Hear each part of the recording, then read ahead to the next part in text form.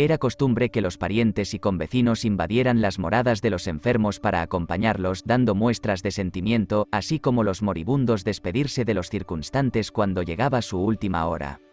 De ordinario afrontaban el supremo instante con valor resignado, procurando morir con la vista fija y las manos levantadas hacia el sol, y si era de noche mirando el fuego sagrado que ardía a la puerta de la choza. Con el postrer suspiro rompía la concurrencia en clamoroso llanto, arrojándose los allegados sobre el cadáver para abrazarlo y besarlo hasta que era conducido por los embalsamadores a un lugar más o menos apartado del Auchon, pero de donde pudiera la familia vigilarlo a distancia. En este mismo lugar encendían otra hoguera sagrada en sustitución a la anterior, que avivaban noche y día durante todo el tiempo de las operaciones del embalsamamiento. Ahora bien, como la duración de las honras fúnebres dependía del número de días empleados en la preparación de los sasos terrestres o momias y según la ley estas preparaciones tenían plazos marcados para cada clase social, quiere decir que las exequias duraban 3 días para los siervos, 5 para los hidalgos, para los chaureros, los tagoreros, los achimenceyes y los soberanos, menceyes.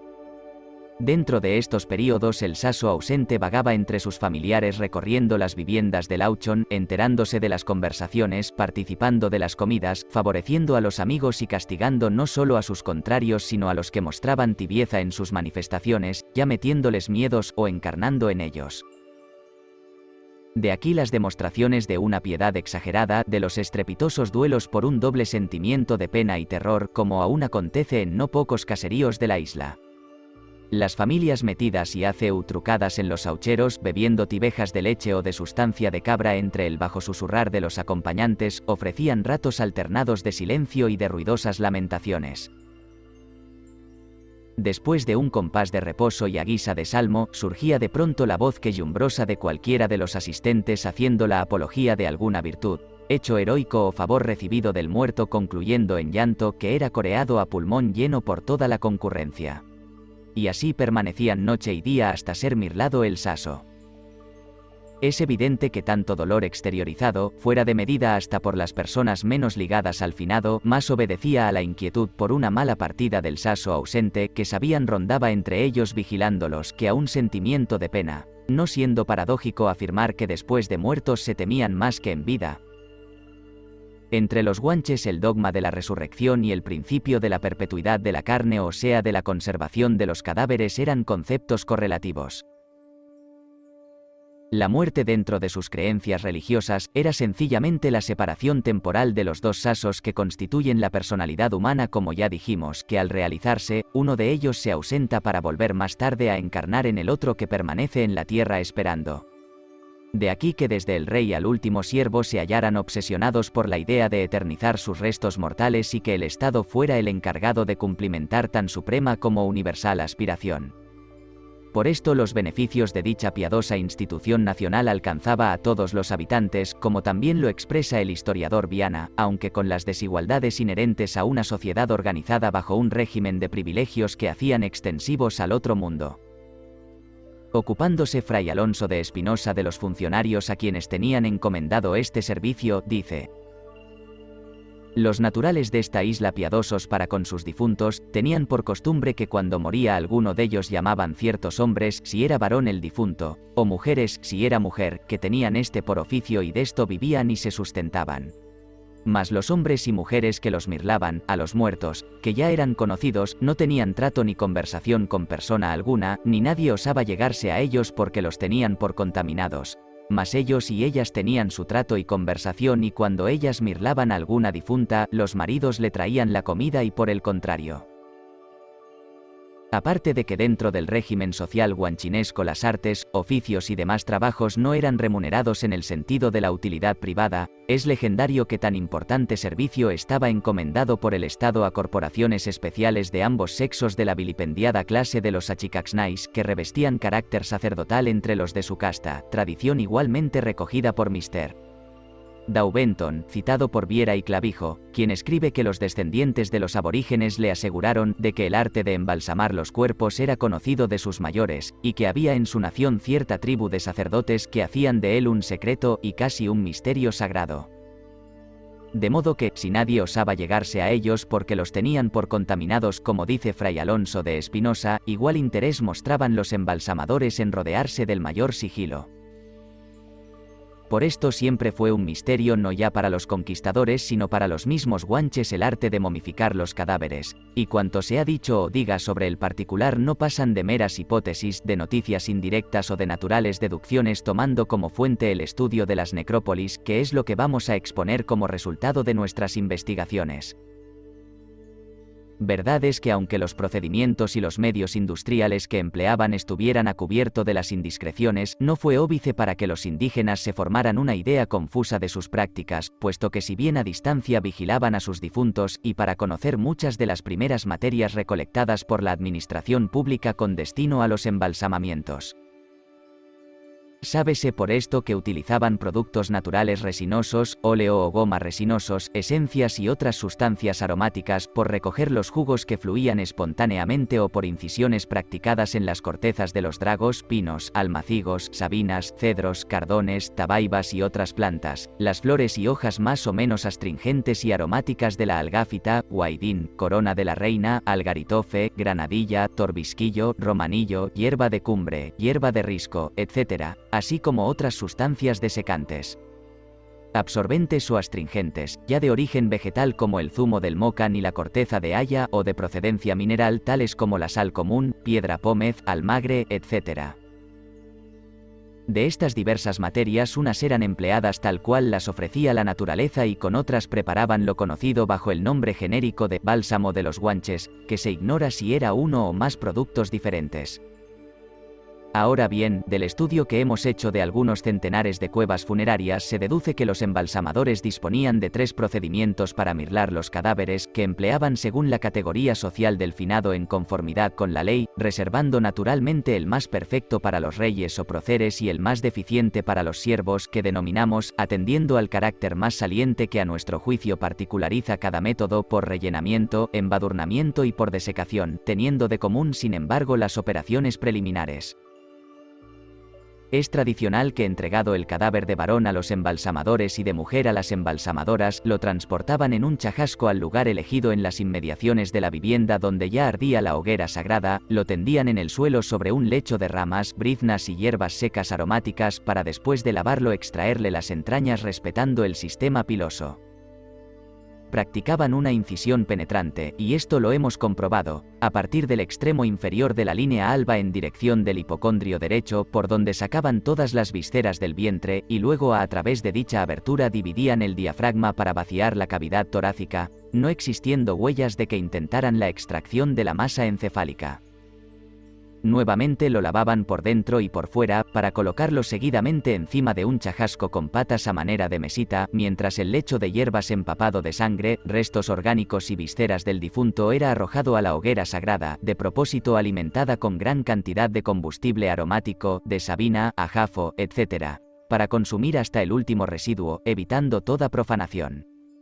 Los guanches, cuyas creencias y prácticas mortuorias tanto recuerdan a los egipcios, no guardaban como estos las vísceras en vasos canópicos, sino que las sacrificaban a Majek en su emblema terrestre. Después de otras manipulaciones que se desconocen, procedían al embalsamamiento conforme a la categoría del finado. El método que hemos denominado por rellenamiento consistía en rellenar las cavidades torácica y abdominal con hojas y flores de las que hemos podido constatar la hierba de risco, el tomillo, algaritofe, torbisquilla, guaidín, horchilla y de leñanoel en uno de los cadáveres. Esta era la práctica empleada para con los siervos. Cuanto al método por embadurnamiento que aplicaban a los hidalgos después de las operaciones preliminares comunes a todos, como la palabra lo indica, se reducía a embadurnar completamente por fuera al cuerpo con el producto llamado bálsamo de los guanches y por dentro rellenarlo con la misma sustancia. Esta especie de pez se descompone y desaparece con el tiempo, por lo que es frecuente tropezar con cadáveres en los que únicamente aparecen lubrificadas algunas regiones. Pero el procedimiento perfecto era el adoptado para la alta nobleza y los soberanos, que calificamos por desecación, porque según las tradiciones sometían los cadáveres en la hoguera sagrada a una especie de ahumado y desecación. Por otra parte, esta es la impresión que nos hacen los tejidos secos como el cartón y sin ofrecer los cadáveres ni el menor indicio de sustancias extrañas como las que llevamos referidas. a estas momias Al-Udmarín y Cubas cuando escribe. Tenían grandes zumarrones de cuerpos mirlados, tan enjutos que parecían de madera y forrados en pieles. Había mujeres con los niños al pecho, enjutos con todas sus perfecciones, que podían conocerse y sin faltarles cabellos, antes lo tenían rubios, largos y fuertes. Hacíanles ofrendas de comidas del modo que hemos dicho. Y el obispo Rochester, citado por Viera y Clavijo, ocupándose del particular en su Historia de la Sociedad Regia de Londres, observa. Los guanches conservaban una extrema veneración a los cuerpos de sus mayores, y pasaba entre ellos por profanación la curiosidad de los extranjeros. Hallándose, pues, el autor en Weimar, lugar entonces casi únicamente poblado de los descendientes de aquella fiera, pobre y celosa nación, tuvo crédito para hacerse conducir a sus cuevas. Son estas, dice, unas concavidades formadas en las peñas por mano de la naturaleza y perfeccionadas por el arte. Los cadáveres están envueltos en pieles de cabras cosidas con correas tan sutilmente que es una admiración. Aunque arrugados y perdido el color, se ven tan enteros que en ambos sexos se distinguen los ojos, los cabellos, las orejas, las narices, los dientes, los labios, las barbas, etc. El autor contó en una sola cueva de 300 a 400 cuerpos, unos de pie y otros tendidos sobre ciertos catrecillos de madera que los guanches, no sé con qué secreto ponían tan dura que no hay hierro que la pueda romper. Por punto general les salían fuera de este pequeño lecho la cabeza y los pies, cuyos miembros descansaban sobre dos grandes piedras. Añade que cierto cazador cortó en una ocasión un trozo de la piel que tenía uno de estos difuntos encima del estómago, la que estaban tan suave, dócil y libre de corrupción, que la empleó muchos años en el uso de algunas cosas. Son estos cadáveres tan ligeros como la paja, y se le distinguen los nervios, tendones y aún las venas y arterias a modo de pequeños hilos. Tenían los guanches en estos sitios fúnebres unos vasos de tierra muy dura que parece los ponían con leche o manteca al lado de los muertos, y decían que en Tenerife había más de 20 cuevas con los cuerpos de sus reyes y otras personas distinguidas, sin las que ellos mismos ignoraban, porque solo los viejos eran depositarios de aquel secreto, y estos no eran hombres que revelaban nada. Respecto a los detalles del procedimiento para llevar a cabo la operación se ignora en absoluto, pues fue un secreto que se llevaron los embalsamadores a la tierra. Terminado el embalsamamiento en el tiempo reglamentario procedían a amortajar los cuerpos. Cosían esmeradamente a sutura continua con correa la incisión del vientre, colocaban a los varones las extremidades superiores a lo largo de los costados a perderse en los muslos estrechamente ceñidas a las fosas ilíacas externas y a las mujeres con las manos sobrepuestas en el pubis, y en ambos los pies en posición vertical, unidos y con los dos dedos gordos, pulgares, atados con ancha cinta de cuero, unas veces dispuestos paralelamente y otras sobrepuestos, debiendo hacer constar que jamás hemos encontrado en los restos mortales de ninguno de los dos sexos objetos a título de joyas, pero sí rosarios, aunque no en todos. Amortajaban a los siervos vistiéndoles el tamarco que usaron en vida, pero a los nobles los envolvían en pieles gamuzadas de ordinario de cabras, en tanto mayor número cuanta más alta era la jerarquía, llegando hasta 8 y 9 como en las momias descubiertas en la cueva de la Gotera, en Candelaria, y que fueron a parar al gabinete de Casilda en Tacoronte. En estas pieles, que agrandaban con trozos esmeradamente cosidos, los liaban como quien hace un cigarrillo, fuertemente ceñidas al cuerpo y que aseguraban una por una para que no aflojaran con unas cuantas vueltas de ancha cinta de cuero o de corteza de torbisca, desde los pies a la cabeza, resultando el cadáver como metido en un tubo que estrangulaban entre el pecho y la barba para que se amoldara al cuello. En las momias más perfectas remataban los extremos de dicho tubo dándole 2 o más dobleces dispuestos con arte y cosidos con gusto, pero cuando se trataba de personas de menor importancia ataban el sobrante a manera de moño, lo mismo por la cabeza que por los pies. En los hidalgos dejaban libre la cabeza. A 2 de los cadáveres del Roque de la Hoya de Ucanca, que hemos citado en una nota, les salía de la parte de mortaja que cubría las espaldas 2 cabos de ancha cinta de piel que ataron en lazo sobre el pecho. Ultimadas las operaciones de la momificación y ya transformado el cadáver en saso en estado de recibir a su duplo o sosias cuando lo dispusieran los dioses, lo transportaban a la vivienda donde se reproducían las escenas de abrazos y besos, así como los clamorosos llantos reforzados por los llorones y lloronas de oficio que entraban en funciones desde ese momento hasta dejarlo depositado en el panteón al siguiente día. Durante este tiempo lo tenían de cuerpo presente en medio de la choza rodeado de la familia y acompañantes, colocado en un chajazo más o menos artístico según la categoría del finado, con profusión de flores y ramas olorosas si se trataba de doncella noble, o encerrado en el sarcófago siempre que el difunto pertenecía a la alta nobleza o a algún soberano. A esto se refiere Fray Alonso de Espinosa al observar: y a algunos ponían en ataúd de madera incorruptible como este, hecho todo de una pieza y cavado no sé con qué a la forma del cuerpo. Todo esa noche se iba agudizando el duelo de hora en hora hasta la amanecida, que era el tiempo reglamentario para la celebración de los chasascos o entierros, pero antes de ponerse en marcha el cortejo fúnebre, tanto los hombres como las mujeres que sentían grima saltaban por encima del cadáver o le besaban una mano para que nos les dejara miedo, costumbre que aún conservan algunos caseríos de La Victoria, La Matanza, Arico y otros pueblos.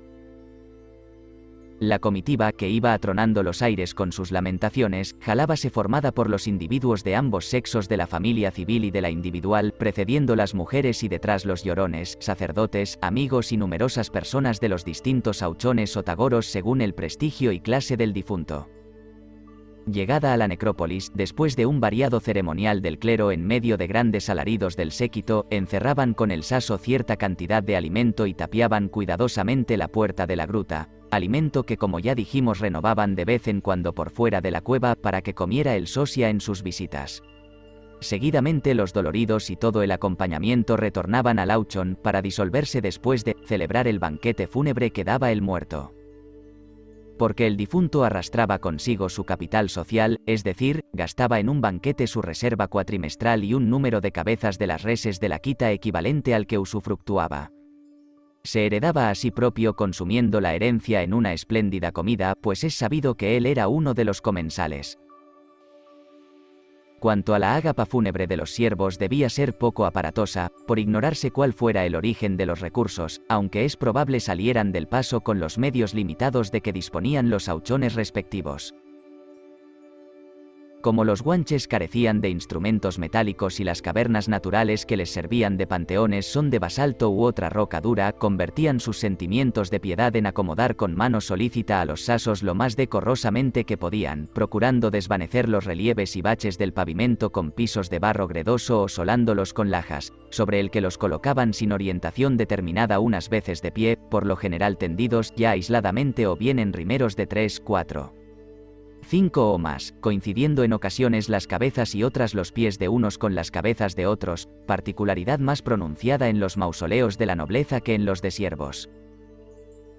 Nos inclinamos a que estos rimeros estaban constituidos por individuos de una misma familia, máxime al considerarlas formaban con frecuencia personas de ambos sexos, y hasta creemos que las señales que ponían a los sasos, de que hablan los autores pero que no hemos visto, pudieran ser como un equivalente a los epitafios de nuestros actuales sepulcros familiares.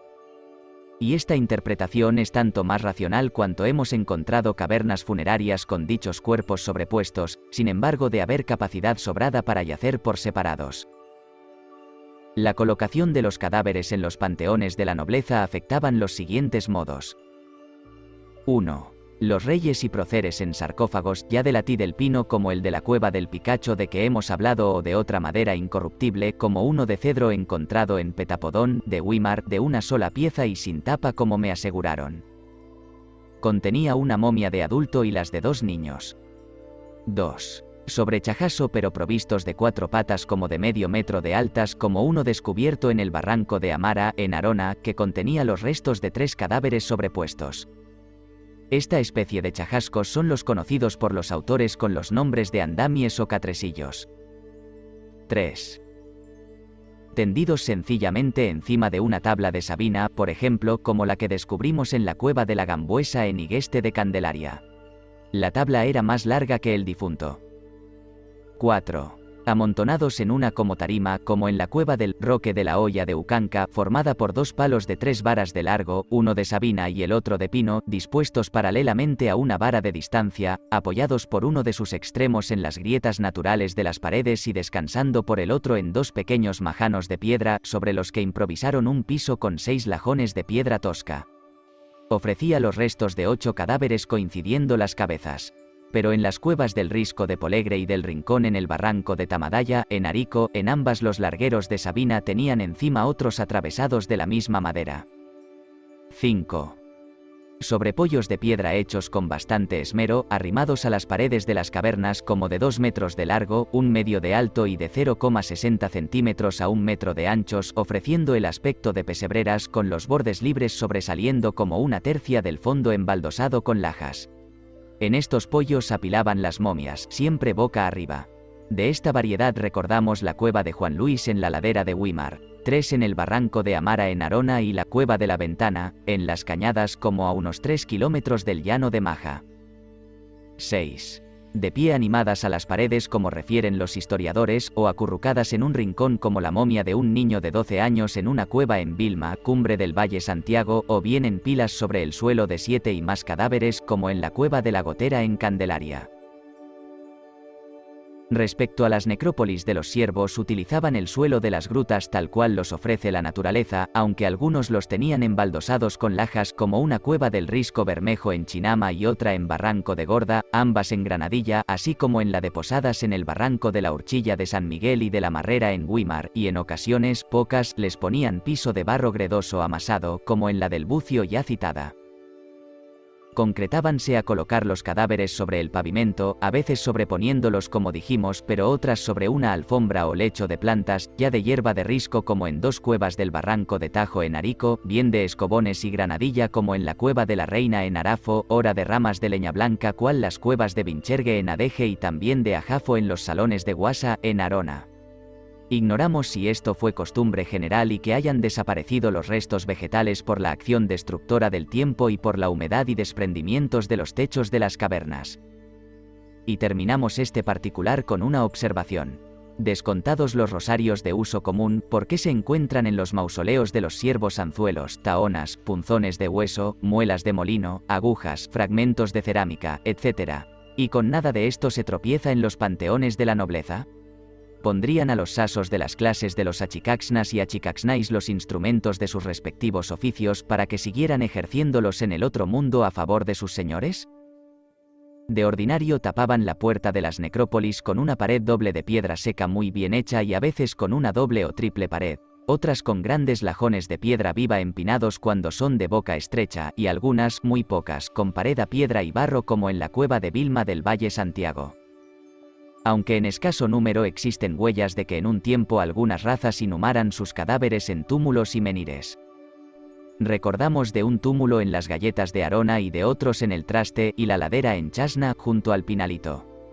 Se diferencian de los menires en que rematan en un cerrito o altozano de tierra acumulada como de 1 metro de altura, tan bien apisonada que han desafiado las injurias del tiempo, si es que antiguamente no fueron mayores. Y cuanto a los menires los hemos visto en el Topo, cerca del Barranco del Medio en Arona, en los Altos de Chasna y de Candelaria, en las Vegas de Granadilla y en la Cruz de Itote y Ayesa en Arafo. Consisten en sepulcros formados con lajas de 2 a 3 cuartas de largas espetadas en la tierra, afectando la forma de un paralelogramo, capaces para contener el cuerpo de un hombre. Sobre un fondo baldosado de lajas colocaban el cadáver y después de cubrirlos con tierra le ponían encima otro embaldosado.